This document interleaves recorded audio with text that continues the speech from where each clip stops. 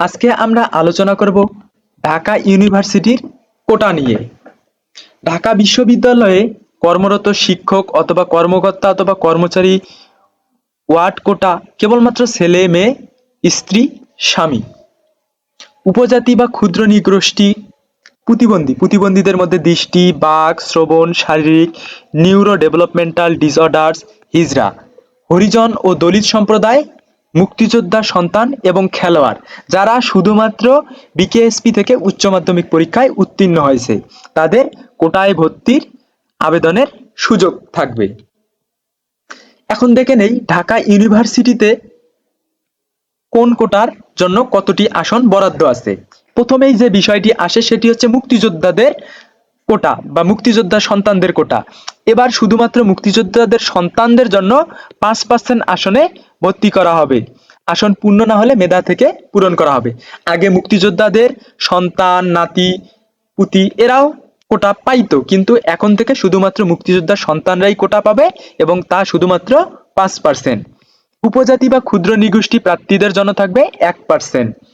হরিজন ও দলিত সম্প্রদায়ের জন্য কোটা হচ্ছে 1%। প্রতিবন্ধী প্রার্থীদের জন্য কোটা 1%। একটি লিখিত পরীক্ষার মাধ্যমে খেলোয়াড় কোটায় শুধুমাত্র বাংলাদেশ ক্রীড়া শিক্ষা প্রতিষ্ঠান বিকেএসপি থেকে আগত ছাত্রছাত্রীদের জন্য কোটা থাকবে এবং হিজড়া সম্প্রদায়ে বিশ্ববিদ্যালয়ের ভর্তিতে কোটা থাকবে।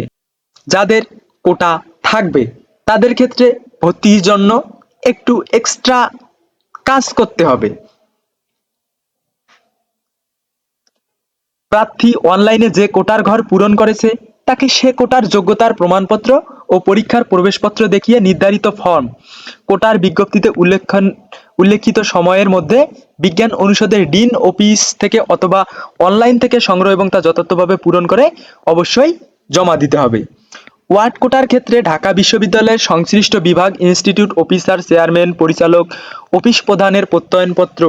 মুক্তিযুদ্ধ কোটার ক্ষেত্রে মুক্তিযোদ্ধা বিষয়ক মন্ত্রণালয় কর্তৃক ইস্যুকৃত সনদপত্র।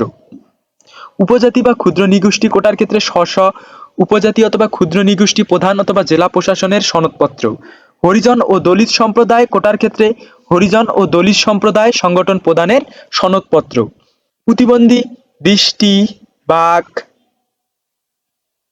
শ্রবণ শারীরিক নিউরো ডেভেলপমেন্টাল ডিসঅর্ডারস হিজড়া প্রার্থীদের ক্ষেত্রে উপযুক্ত সনদপত্র এবং খেলোয়াড় কোটার ক্ষেত্রে বিকেএসপি কর্তৃক প্রদত্ত সনদপত্র জমা দিয়ে ভর্তি হতে হবে।